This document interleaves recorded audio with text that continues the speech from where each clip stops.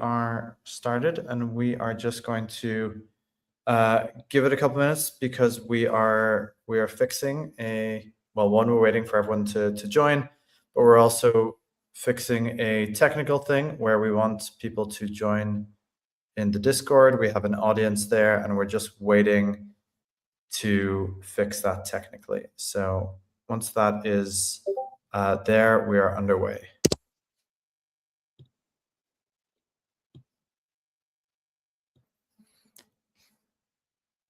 So just bear with us a minute or two as we are waiting, as we're waiting to get that kicked off.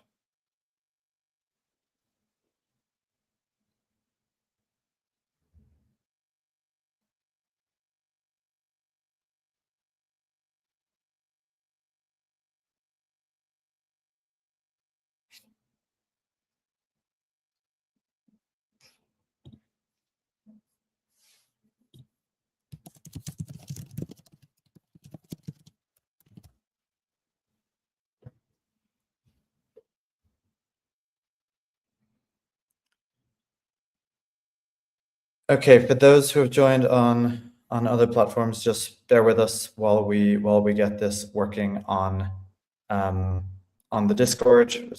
Most of the folks, most of our regulars join in the Discord where they can send us messages.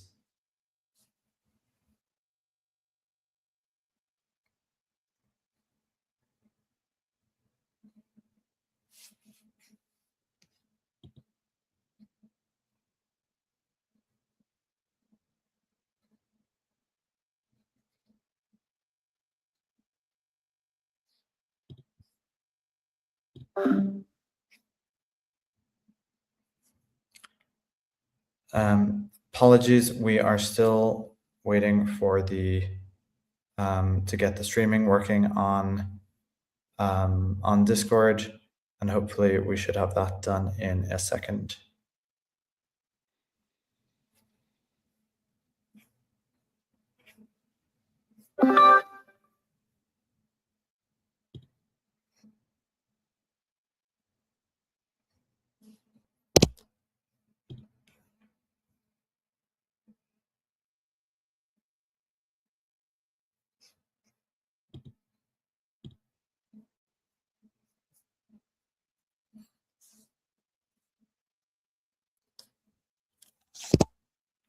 Okay, apologies, folks. We're still waiting for things to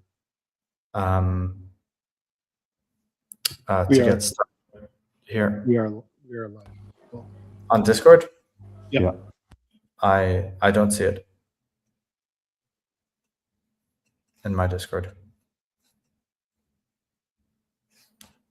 Are we sure? Because I see Sadia is on the stage with nothing.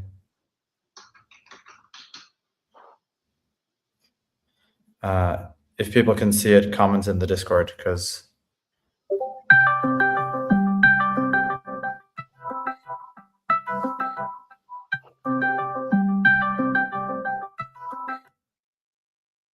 it is not working. Okay.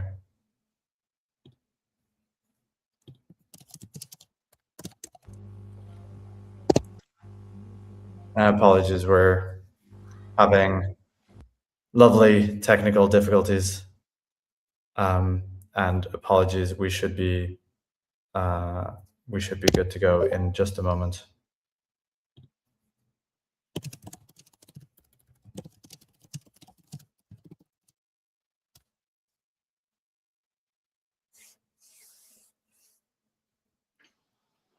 Why don't we send the links to X, YouTube, LinkedIn, wherever we're streaming on the Discord, so folks there can join. Perfect.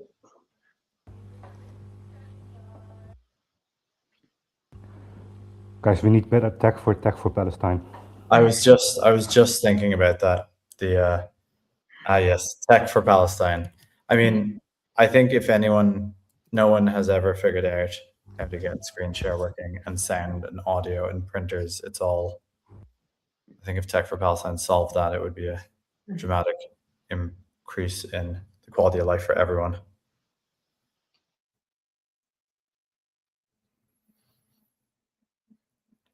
I'm pleased to know it's not just me.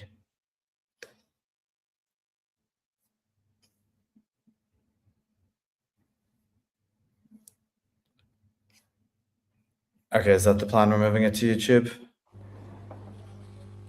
Yeah, I don't think that it's going to work on Discord, is what I read. Okay. Okay, well, I guess we are doing it on YouTube, and we'll just give a minute for the Discorders to pop on over to YouTube. Apologies for that. Yeah, and if there is a reason for people that they can't do YouTube, then they can also search for Tech for Palestine on LinkedIn or X. The streams are working there as well. Okay, great. Meanwhile, folks, if you want to ask questions in the Discord, we are still paying attention to that, and so we'll still be following what you say on the Discord.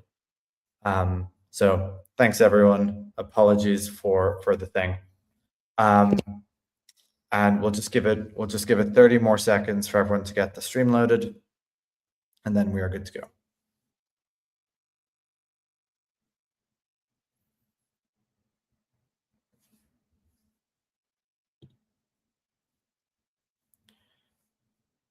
All right, well, that wasn't 30 seconds, but I think there's people waiting. So we have the slides up. Wonderful. So thank you everyone for coming to what is, I think, nearly our we are 2 years in now, and have been doing monthly calls for all of it. So we are well into the 20s, maybe 30s, because we used to do it weekly. But thank you everyone for staying with Tech for Palestine over all this time.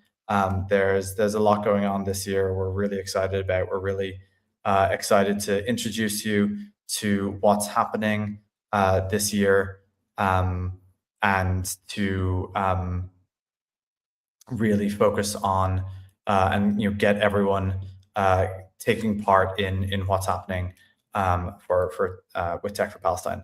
So Tech for Palestine, for those who are new to us, Tech for Palestine is essentially a group of people coming together to liberate Palestine through means of technology and through affecting the tech industry. And one of the main things we do is that we have the Tech for Palestine incubator. The Tech for Palestine incubator is one of our pillars of what we do. And what the incubator does is it helps projects do advocacy for Palestine. And by that, I mean, we help projects get started. We help support them with mentorship, strategic advice, volunteers, some financial support, but that's primarily not it.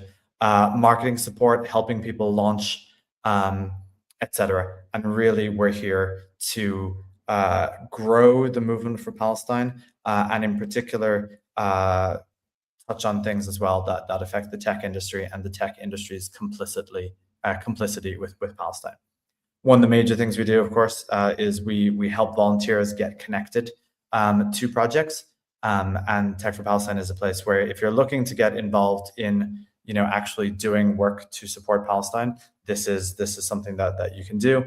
And then we also do community outreach, do public engagement. We do talks. We've started doing a bunch of seminars. A bunch of summits, and our second major summit will be in the Bay Area on the 24th. That's Saturday next week, which we will talk about a little bit later. Okay, so we are going to get started on the actual programming, and I'm going to transition over to Tom to tell you about the incubator.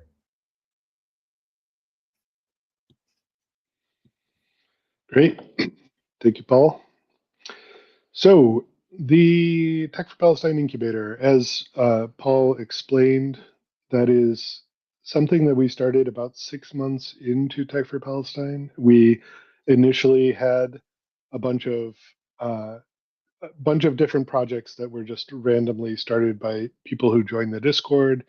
That grew into the hundreds of projects started, and very few of them actually making any progress. So we decided about 6 months in that it would be better to be more hands-on and to give more personalized guidance and support to projects to keep people engaged and keep them building and growing. So the idea that we had was to start an incubator. So very similar to any kind of tech incubator, say Y Combinator, for example, in Silicon Valley, except we don't take equity. We just support, projects that are starting up and, as Paul said, need help with strategic advice, marketing, volunteers, etc.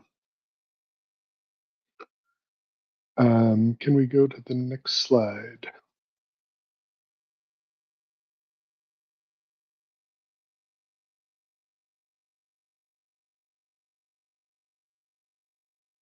Great. So what we do in the incubator is, oh, we jumped.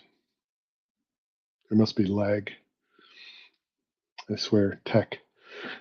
So what we do in the incubator is, if you have a project, an advocacy project, anything that you are trying to do to support Palestinian liberation, you can fill out an application to join the incubator. And what we do as an incubator team is we review these applications. We judge mostly whether or not we think that they can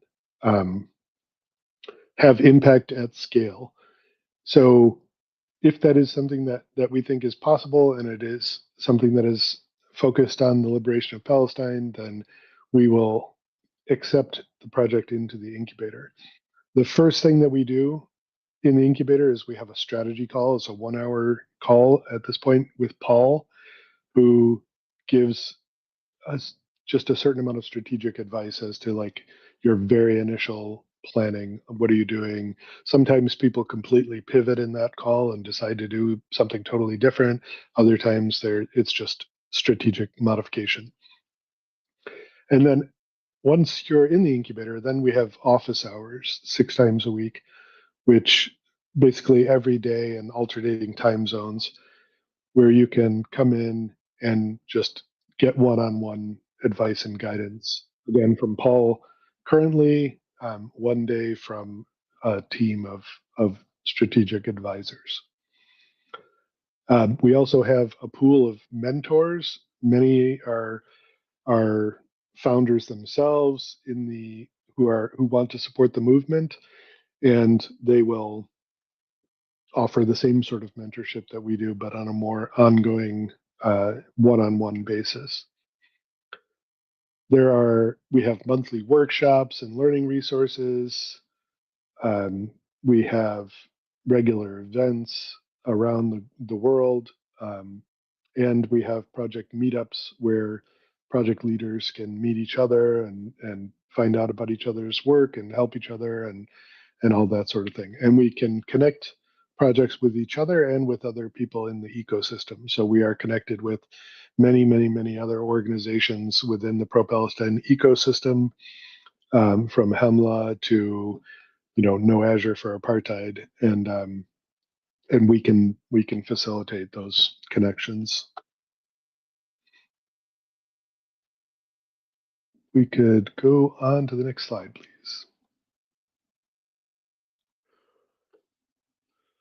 All right, we currently have 80 projects in the incubator. 44 of those were added in this past year, so that's really great. And we've only lost a very small handful, and that was typically because of personal reasons on the part of the founder. They just weren't able to continue with the project. So these are the icons of a number of the projects. We have Boycat, Newscord, Upscrolled, Apricot, Thora, Find a Protest. These are, you'll see these all over the internet, and these are all projects that either started or came to, either started in Tech for Palestine or came to Tech for Palestine for support.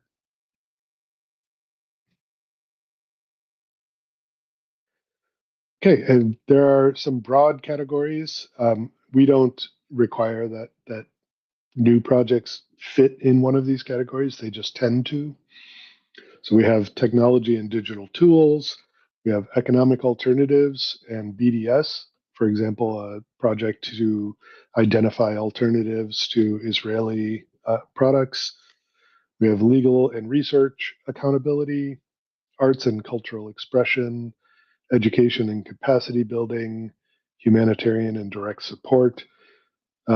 We have actually a very limited amount of humanitarian and direct support at this point, but we're hoping to really grow that in the future.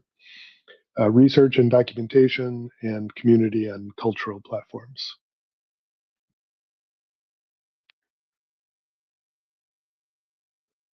So this is just a graph of the applications that we've received. As you can see, the average is about 20 per month. I'm not sure exactly. I don't have the numbers in front of me, but I would say we probably accept about 50% of the applications that we review.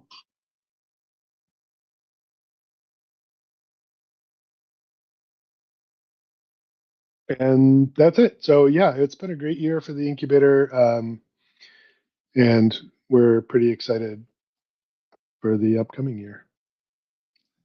And I will now hand it off to community.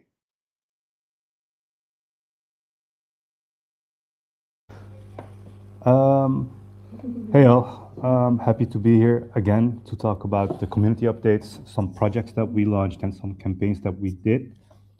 Can we go to the next slide, please? Thanks. So just to be sure, we are talking here about the 2025 launches. And as Paul already said at the beginning of the community call, we kicked off Tech for Palestine, I think more or less 2 years ago. So if you're missing logos here, it's probably because we've launched them before 2025. But if you look at the project launches last year, it's quite exciting. I mean, I have mixed feelings when I say it's quite exciting because if you think about the purpose, the goals while we are doing this, it's not exciting. But personally, to me, it feels that we are making a difference, that we are having some impact, both when it comes to activists all over the world, and also for Palestinians living in Palestine. So I'm not sure if I have time to go through all of them, but you might have seen Upscrolled, an alternative for Instagram, TikTok, and even for X. Watermelon.info, something that we launched recently. It's basically a marketplace with consumer brands owned by Palestinians living in Palestine or Palestinians outside Palestine. PalChat, a chat GPT for your Palestinian cases. If you're writing a thesis, if you are having a discussion with someone and you want to search for some Palestine-related facts, the Wall add-on is a very important one. It alerts you whenever you are browsing to a website that is tied to Israel. And built with apartheid.com, it basically checks your website if it's running on Israeli infrastructure. Thaura is also a very exciting one. That's a real ChatGPT alternative. So it's different from PalChat because PalChat is really something that you use if you are working on a document or you're writing a book about Palestine or you're having a discussion. But Thaura is really an alternative for all the LLMs out there. So ChatGPT Cloud, you can use it for everything. It's just not tied to the financial ecosystem, the tech ecosystem that is friends with Israel. So it's safe to use this one. And I also said a couple of minutes ago that most of the projects that we launched are for activists, people who have sympathy with Palestine outside Palestine, but some of the projects are also making a difference in Palestine. And an example of that is Arvin Raya.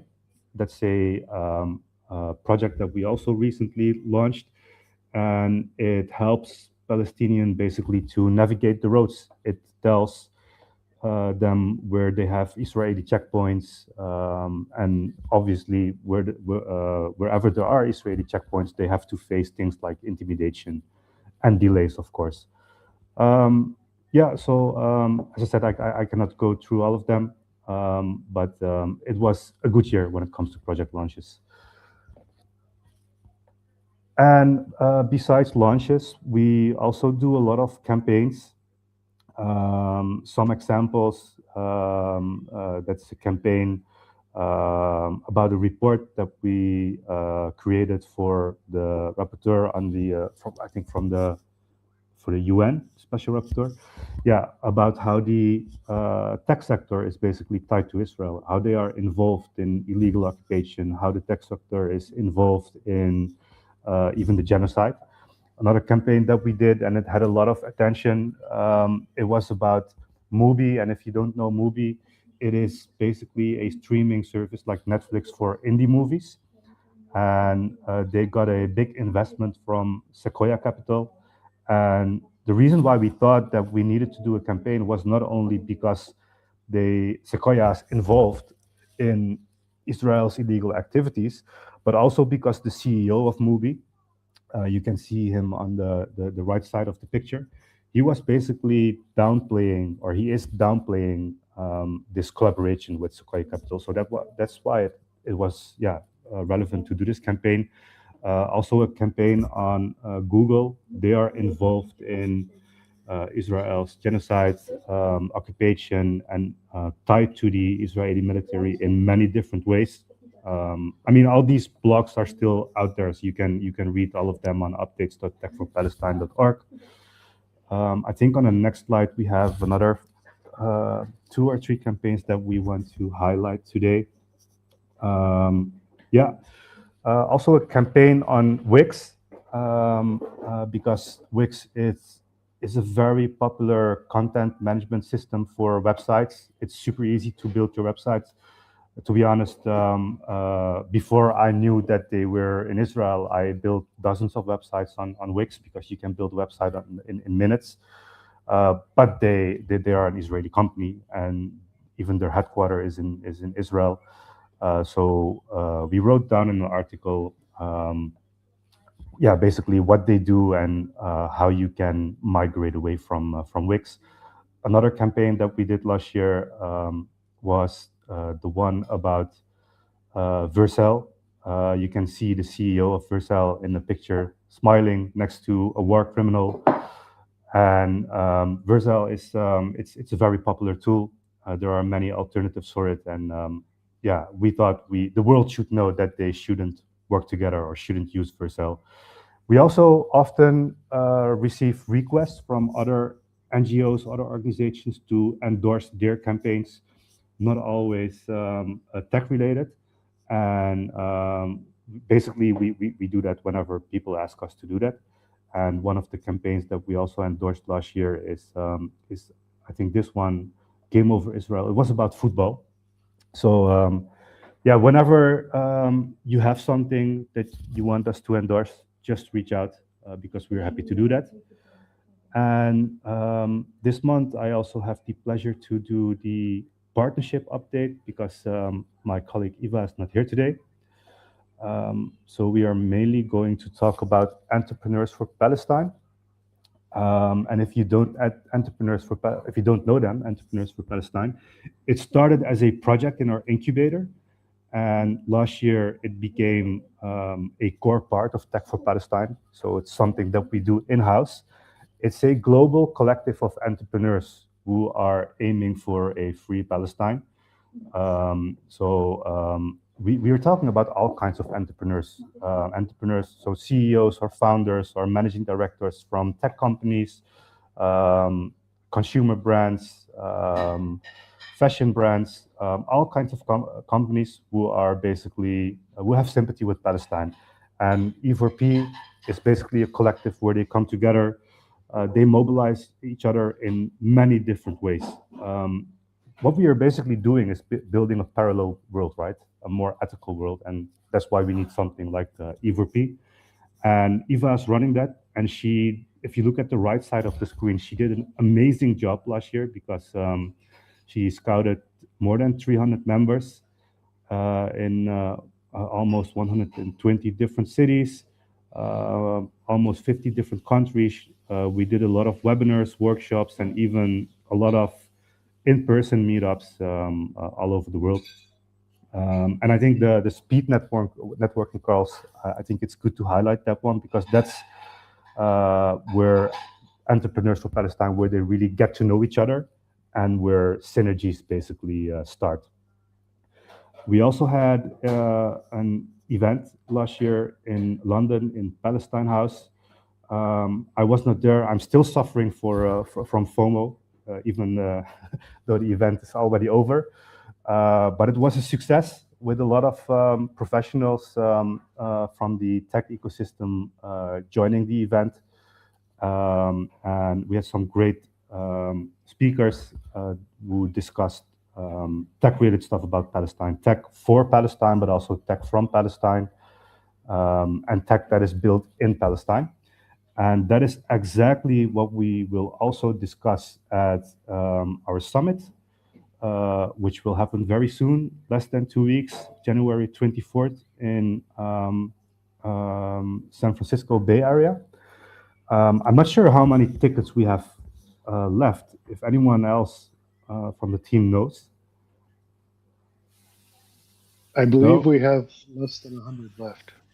Less than 100, okay. And I know from last time that it was going very fast. So if you want to join, make sure that you get your ticket very fast. If you're not in the US or if you can't go, we would really appreciate it if you can spread the word, because it's going to be awesome. And I think now I have to introduce. Sorry, Yeah. Paul, but let me just interject. Because the yeah. London gathering is only 100 people, 100 tickets probably sounds bad, but we're actually going to have 500 people at the San Francisco summit. So we've sold about 4/5 of the tickets. Oh yeah, that's important to know. Thanks, Tom. Yeah. Thank you, Afzal, and thank you all for being here. I'm Azza, and yes, like Tom said, we have over 400 people signed up already. Very exciting. So if you haven't bought your tickets yet and you are in the Bay Area or can travel there, please do. Excited to see you guys. So volunteering at T4P, it's also been a busy year for us. I think as you can see from all the increase in activity and projects we've taken on, we've had over 1,400 people sign up to volunteer just in 2025 alone. We have a little over, I believe, 4,000 volunteers in our database that are signing up and want to help and support us. We started off in 2024 supporting 25 projects, and we are now at, like Tom said, close to 80. These numbers are evolving by the day. So lots of work to do, lots of projects, lots of ways to get involved, and we'll talk more about that. I'll also cover a little bit of some of the things we've done on the volunteering side to help evolve the infrastructure and scale as we continue to scale and get interest from all over the world. We've done a number of things to help make the matchmaking process. So when someone wants to volunteer, we know how to best use them based on what they're interested in, based on their skills, based on their time, language. There's a lot to factor in. And so we've taken some time to make some updates to our submission form so we can better gather the information we need to help place people faster. We are now tracking all kinds of skills so we can make those matches efficiently. We've done some stuff with cleaning up our database. We've also are in the initial stages of setting up a verification and vetting process to ensure we continue to maintain a safe community. and we know who we're working with, and when we match people, we can do so in confidence. We have done a number of things to better improve the volunteer experience, and there's still more to come, and we'll talk more about that. We have an onboarding team that is dedicated to helping reach out and engage with volunteers. We started doing volunteer informational webinars so volunteers know how to get in touch with us. We're trying to proactively reach out to volunteers when you submit an application, contact you so we can figure out how to best place you and give you ideas and options to stay engaged. And we also launched micro volunteering just recently, maybe about a month ago or less, and we've had some really good success with that so far. If you haven't joined the Mighty community on Signal, please do. We can send you that information. It's a way to just, if you don't have a lot of time, or if you're interested in just kind of figuring out what you can do on a weekly basis, that helps move the needle, supports projects, gets the word out, amplify messages on social media. It's a great community to be a part of. But there's still a lot of work to do. You know, in 2025, we've probably placed roughly 300, maybe a little bit more, on projects or activities, whether it's short-term, long-term, or just user testing type of activities. And it's still really just a fraction of the volunteers that say they want to help and are signing up. So I think the big work for us to do in this year is figure out how we better activate our base and all those that are truly interested and have the time to support projects and help us accelerate what we're doing. And I think Paul will talk more about what's coming ahead. Lovely, thank you, Azza. So, you know, as you've seen, we've had, you know, a very good 2025 from an organizational perspective. In 2024, we were getting off the ground. In 2025, we really like leveled up what we were doing in terms of supporting projects, and we grew the amount of projects that we're able to support. And we've been looking very much at how can we scale this even more. And our 2026 started off internally with a reorg. I've been in 15 meetings in the last 2 weeks that are dealing specifically with the reorg. And what we are trying to do is essentially we're trying to rebuild T4P from the inside to be able to reach another level of scale of what we were doing before.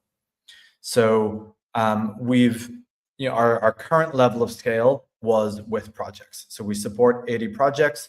We have about 60 people in the T4P staff, nearly all volunteers, that are supporting the facilities that we provide to those projects, such as volunteering services, which helps you find volunteers, marketing, which helps, you know, do launches and increases our name so that we can help the projects as well.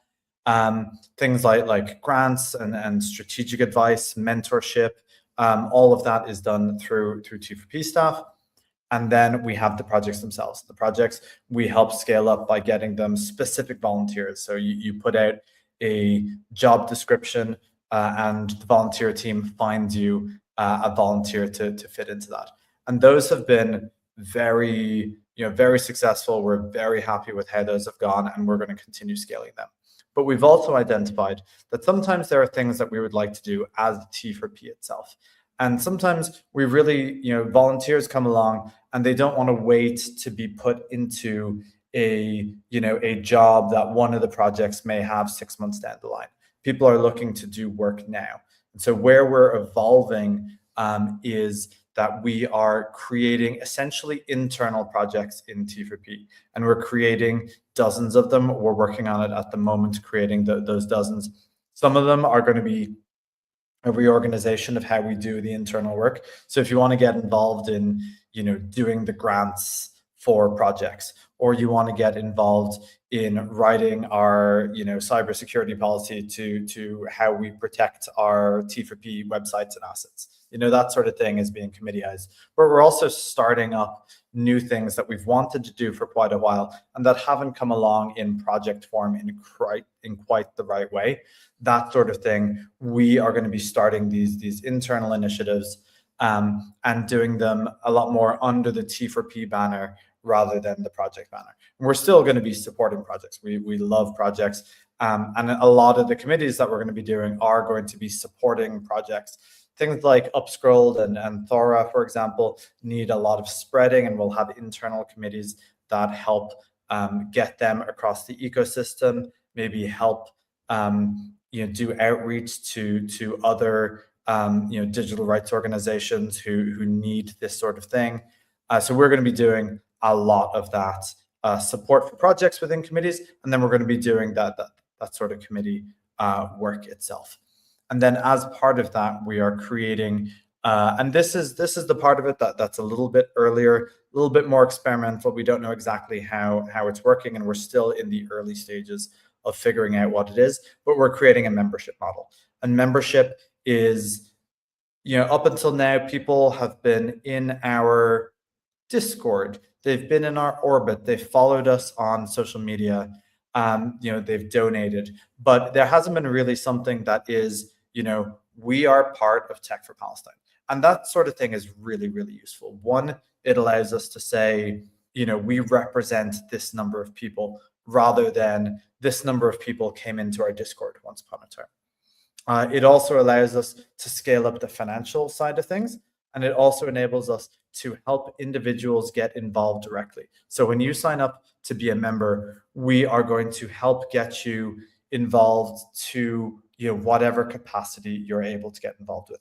If you have a couple of hours a week, many hours a week, and you want to get involved in these committees that I mentioned, if you want to advise these committees, you want to do a little bit of work in these committees, we will sit you down with someone on the phone if you're a phone person, or via some sort of method if you're not a phone person, where we can help you get involved in the committees. We'll go through the list of options, but also we'll sit down and we'll provide the capabilities to make sure that you're fully boycotting in every way you can.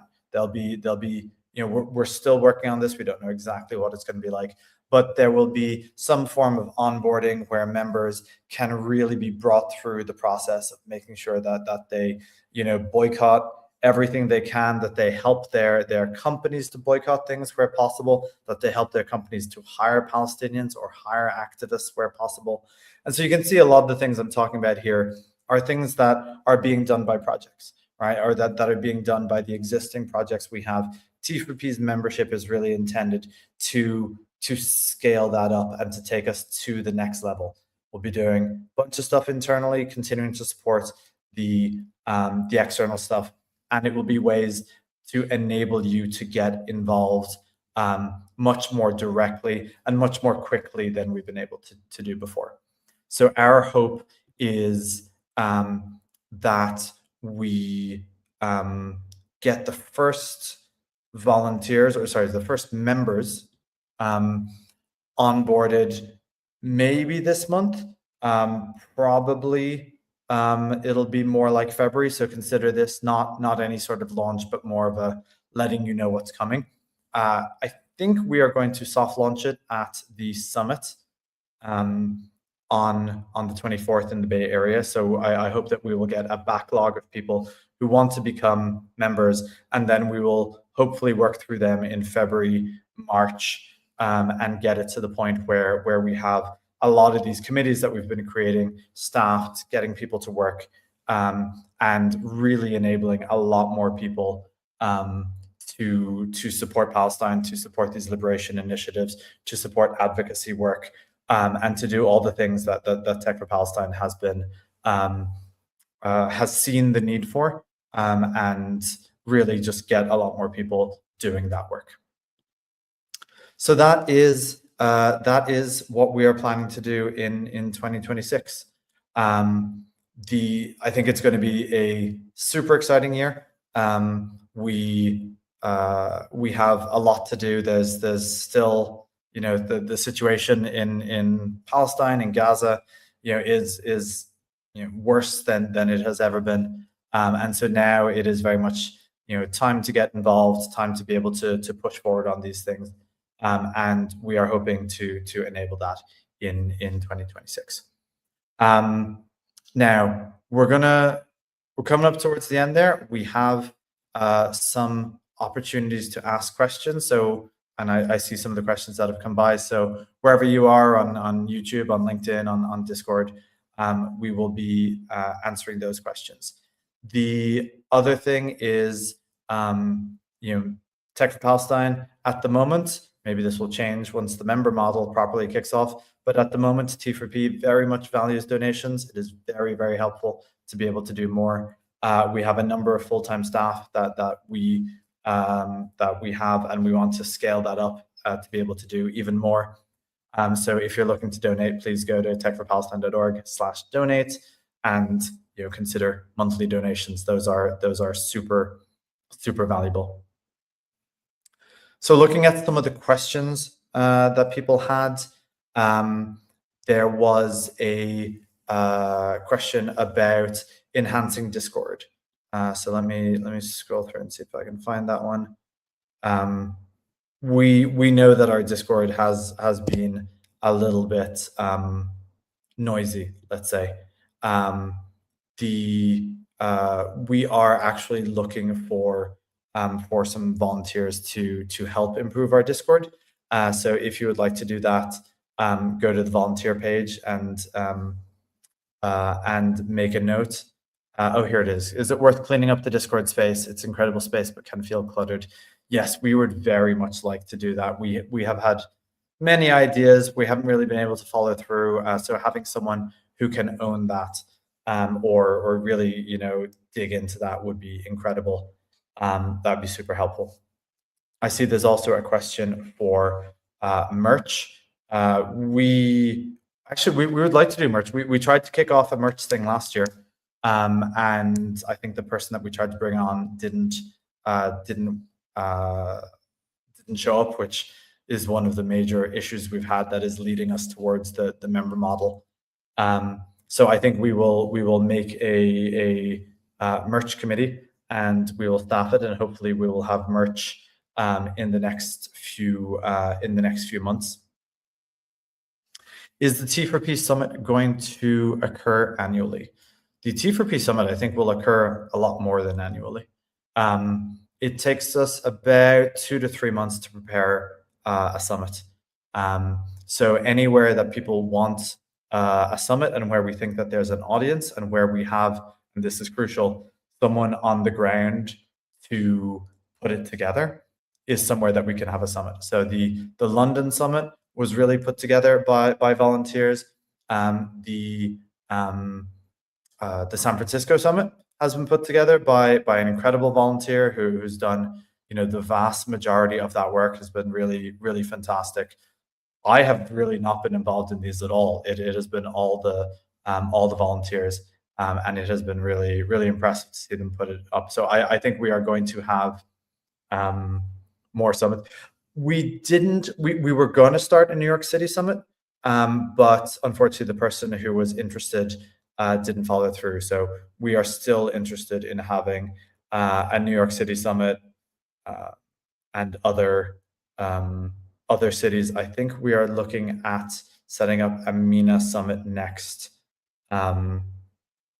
Someone asked Chicago area, Boston. Sure, those are all possible. What we need is someone who's capable of putting together a summit, who is able and willing to do that. Some other questions that have been coming in. What happened to Sine? Why did it get taken down? I don't know. I don't remember what Sine is. In the very early days, we created channels to liaise with other projects in the ecosystem. And so I hope we didn't give you the impression that Sine was a Tech for Palestine thing. I think that was one of what we called community projects at the start. But I don't know what happened to Sine. There's a question here about rally on USA politics projects.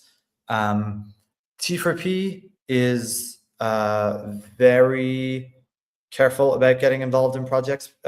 Getting involved in politics, because that's not something you're supposed to do as a charity in the US. And we are a registered charity in the US. There are things we can do, and there are things we can't do, and we are very careful to make sure that we stay on the right side of that. So Wallace, I remember your project on the elections may or may not be possible to do within T4P now. I couldn't tell you, but we'll see how those things go. Yeah, there's a question about the projects outside of T4P. So you can go to techforpalestine.org/ I'm pretty sure it's /projects, and all of our projects are there. There's 70-ish projects. Links to the website, links to the Discord. We're actually planning on greatly increasing the amount of information that we have there. It has taken time to do that, but again, if you're looking to volunteer, start a committee on that, we will have the capability of doing that very soon. And that is all the questions that I have noticed. So if I'm just scrolling through to see, did I miss anyone's questions? Oh, there's one here. What's the best way to join the cohort of community launches? So if you want, if you have a pro-Palestine project and you want support from us, that is what the incubator is for. So you apply for the incubator by going to techforpalestine.org/incubator. You apply, there's an interview, and then we help you. And that includes, launching, that includes working with existing with existing projects, that includes getting our volunteers, being listed on our sites. So if you have, and actually there's a lot more than that, we connect people to projects and all that sort of thing. It appears the audio is gone on Discord, so apologies. Fortunately, we are at the very end and there isn't anything left, so you won't have missed anything. But yeah, thank you everyone who is still able to hear for coming. Apologies for the audio issues. Hopefully we will have that sorted next time. And looking forward to see you next time. I think it's going to be the second Wednesday in February. And looking forward to seeing everyone there. Thanks, y'all.